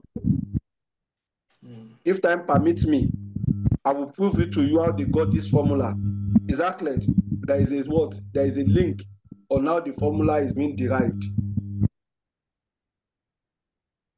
EOQ, ordinary EOQ is equals to, these forms of EOQ is based on the above assumptions. This EOQ, that ordinary EOQ is based on the first assumptions. Second one and third one, they don't consider that assumption.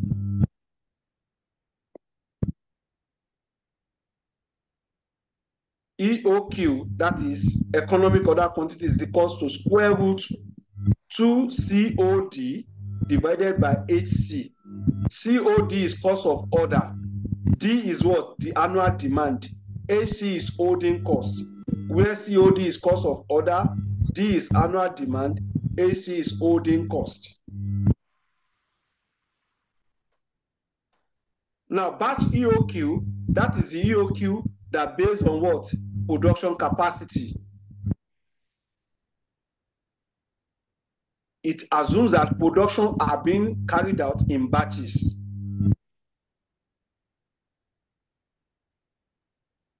This only relates to manufacturing organization. And EOQ is calculated at this end as square root of COD divided by AC into bracket 1 minus Z over R. D there is your annual demand, while R is referred to as what? Production capacity. Sorry, pardon me, sir. D is Your line annual. is breaking. I can't hear you. Sorry, sir. Can you hear me now, please? Yes. Okay. You said CO is cost of order. Then Yes. D is annual demand. Yes. AC is holding cost. So for the first Holding order, cost. Another name for holding cost is carrying cost. If they don't call it holding cost, they call it carrying cost. You can see it like that in questions. okay. So the formula states EOQ equals to square root of. So is it 2 times cost Two of times, order yes, 2 times times? COD, CO times D.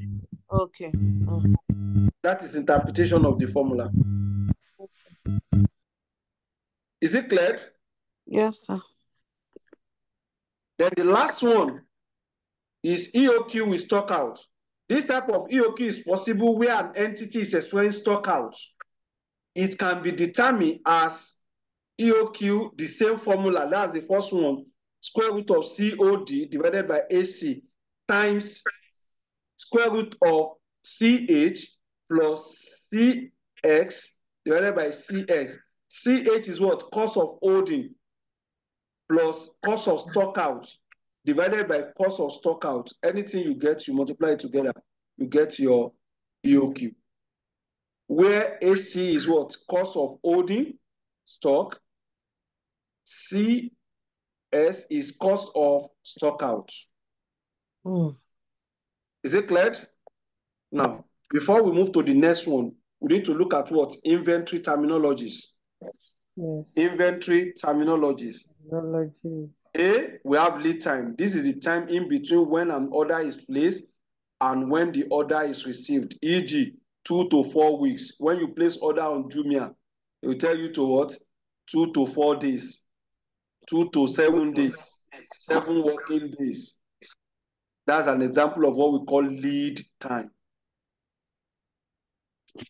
Exactly. That 2 is the minimum, 4 is maximum, 5 is minimum, 10 is maximum. Okay. Usage. This is the average stock level to be consumed at a time. That's your rate of consumption. This can either be maximum or minimum. Then buffer stock. This is the level of minimum stock held against stock out. The level of minimum stock that you have kept against your stock out, that, okay, in the future I might experience stock out. This is my position. Then the next one,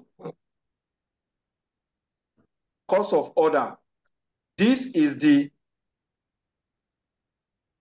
cost incurred in placing order at a time. That is the cost you are going to incur when you place an order. The total cost of order based on the number of order you have placed. How do we calculate cost of order?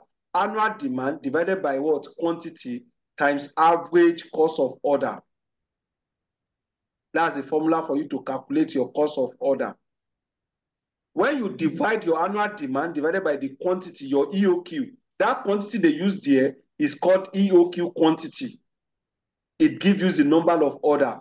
Taking for instance, if your annual demand is 2,000 in a year, and you always order 5 times, sorry, you always order 2,000 is what you want to order for in a year, and you order what?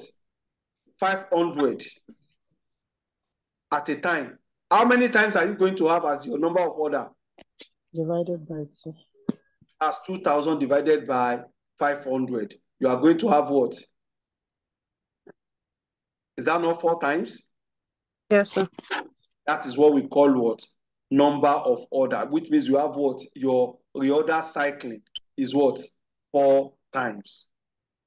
That 4 times the cost of order, cost per order you have placed, that gives you your cost of order. How much am I paying per order? I'm paying 500 naira. I'm paying 5,000 naira per order. 5,000 times 4, it gives you your cost of order, your total cost of order. Is it clear?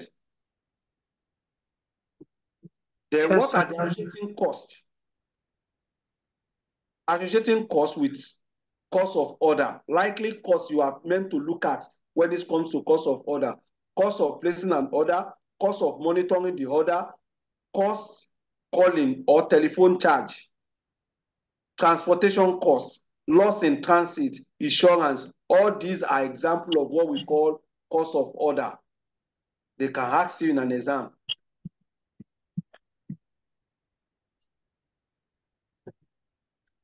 Is it clear? sir.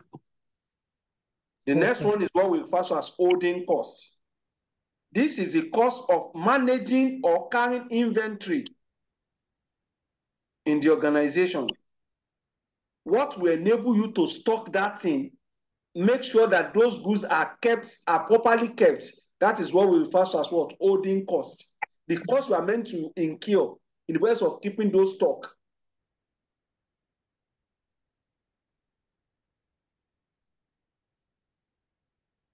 How do we calculate that? Average stock, that is the number of stock you have kept, multiplied by the cost. We give you your, and how do we determine average cost? We say average stock is equals to EOQ divided by 2 times C. That C is representing holding cost per unit indirectly.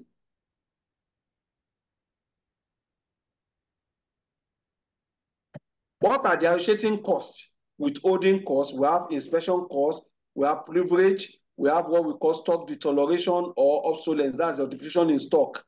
Insurance and security, when you pay your security that are monitoring your warehouse, it's part of your cost of holding. We have what we call handling cost or storage cost. We have fumigation, we have stock taking, you count your stock. The rest of counting, you employ people to come and help you to do what we call stock taking. All those costs you incur in the process of managing your stock is what we refer to as holding stock, holding cost.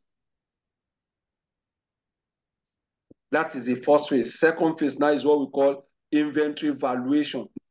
Inventory valuation. How do we value inventory? This is the process of determining the value of inventory purchase. The quantity you have purchased. We have been talking of quantity since morning now. Now, how do we now value it?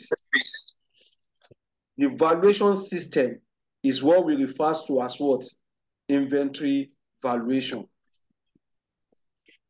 The value of stock sold and the value of the closing inventory are yet to be sold. That is, your closing inventory is the quantity you have in the store that you have not sold. How do we value it? The value placed on them is what we call inventory valuation. In a simple word, that is where we are really going.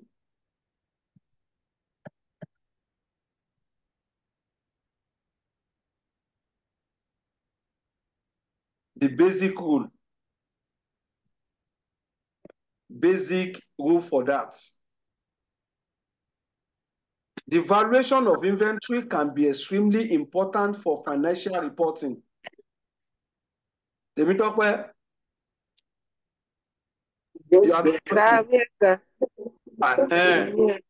can see that as a management accountant now, you will also have 100% knowledge of financial accounting.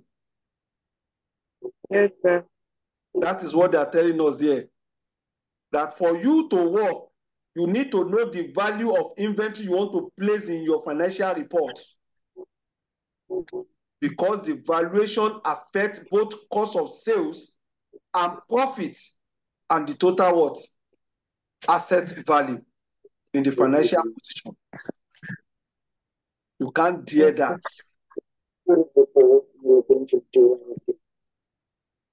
How do we value what? Inventory in the financial reports. We use the cost, initial cost you incur, or we have what we call net realizable value. The lower of the two.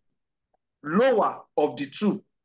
Inventory must be measured in the financial statement at the lower of cost. It is the cost incurred, it is initial cost incurred in acquiring stock or inventory. or you use what we call net realizable value. This is the amount that can be obtained from disposing of the inventory in the normal course of business, lessen any further cost that will be incurred in getting it ready for sales or disposal. What we're talking about is this. All those ones are what? English. In a simple analysis, net realizable value. That is, amount that you are going to offer your inventory, even if you have not offered it for sales at that particular point in time. How much do you think should be the cost initially? In that scenario, we take off what we call selling expense. Selling expense from your sales. But the lower of cost or net realizable must be taken into net realizable. After you have taken out your expenses, you are going to incur. That is what we refer to as what? Net realizable value. Not the cost you are incurring in an organization, the cost you are incurring in selling that particular product. That is what we refer to as what? Net realizable value. Sales minus selling expense. Okay, selling price minus selling cost. Minus selling expense, not selling cost. Too. Expense. You can say selling cost if that is what cleared by you, no problem. Selling expense are those expenses you are going to incur because of selling that particular product. Yes, sir. Is it cleared? Yes. Now, however, when inventory losses value, perhaps because it has been damaged or is now obsolete, net realizable value will be lower than cost. When simply means when that particular product has already suffered for what? Depreciation or damage, then the net realizable value will be lower than expected. That is what they are telling us. Simply means you are selling the product at scrap value.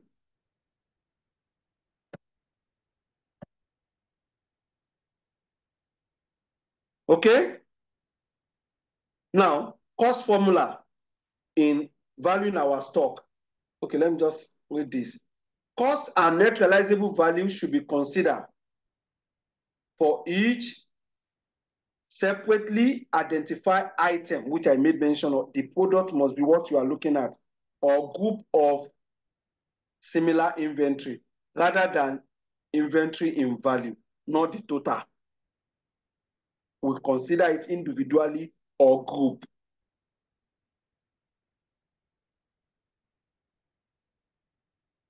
Then, on the other side of it, we have what we call cost formula. What are we referring to? According to IS2, what are the inventory valuation method they take into consideration? That is what this aspect is referring to. With some inventory item, particularly large and expensive item, it might be possible to recognize the actual cost of item in practice. However, this is unusual because taxing of identify the actual cost for all inventory items is impossible because of the large number of such items. They are telling you the nature of item, you might not be able to have the total actual cost because of the nature of what you are dealing with. But how do we value it? You cannot value everything. How can we come up with a figure? In line with International Accounting Standard 2, we have what we call first in, first out, one of the methods. We call it FIFO. This means first arrival or first come or first serve.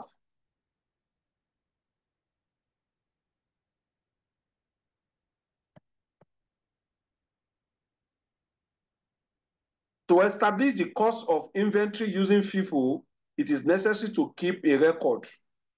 The date that units of inventory are received into inventory store, the number of items received, and the purchase price or manufacturing cost. We also consider the date of issuing out the inventory and the number of the inventory. That will enable us to determine what we refer to as first in, first out, in the process of using what we call bin card or store ledger, purchase requisition, material requisitions. We are going to see those one down. Another method is what we refer to as what? Weighted average costing method. This method weighs the quantity against the total value of stock. With the weighted average, WAPCO method of inventory valuation is assumes that all items are issued out at the current weighted average cost per unit. That is, you divide your total quantity, your total value of stock divided by the total quantity, you get the average price. Simply means you bought in item A, you also bought in item B, and they are the same thing. You add their total cost together divided by the total quantity of A and B to know your weighted average pricing method.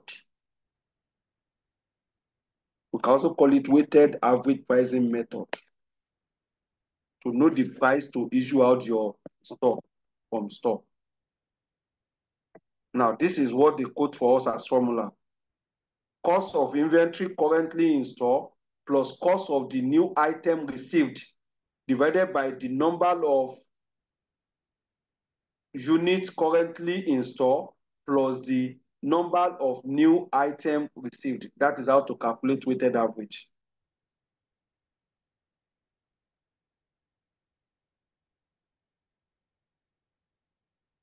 Now, advantages and disadvantages of first in, first out, FIFO. One, logical. Is logical, very, very logical. You will see it when we started the calculation. Probably represent the physical reality, but it is very, very what? Reasonable. You can't sell the item you just bought in. You need to sell the old one before selling the new one. That is what is mean of first in, first out. Easy to understand and explain to the manager. It gives a value near to the replacement cost. It tells you what will be the position in case you want to replace your inventory. Disadvantage, it can be cumbersome to operate, especially if the products are heavy. Manager may find it very difficult to compare costs and make decisions when they are charging with varying prices. That is, when you look at various prices you are giving, you might find it very difficult to say what you are going to use as your decision in making your decision. In a period of high inflation, inventory issue price will be lagged between the current market price value. When there is inflation, then the market price will be taken into use rather than using the purchase price. That is what they are telling us there.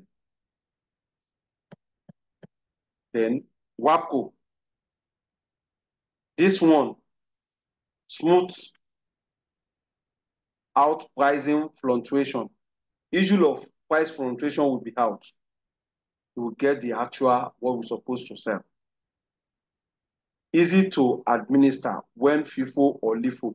Another method before the introduction of this financial reporting standard, we used to use what we call LIFO, last in, first out. But that one, it always overstates profits. is not really worth it. The last one, the last item you bought in, is what you want to issue out first. Does it make sense? Most of the item will lead to deterioration. That is, most of them will be depreciated beyond something you can offer for sales. Then, on the last part, issuing price is really what has been paid. It might not be the same thing with what you paid up. Price tend to be lag a little behind market price when there is gradual inflation. Yes. We look at the market price and look at what you have. Mostly in the normal sense, we normally use what? Market price in that situation. But on a good day, based on our record, it doesn't work out that way because we are meant to consider what we are taking out. But in selling, use the market price. This is where I'm going to stop for today. In the next class, we will solve question. Thank you, sir. All right, sir. Thank you very much. Sir, please don't forget to send the workings for the last labor costing calculation. I will do that. Thank Thank you. you, sir.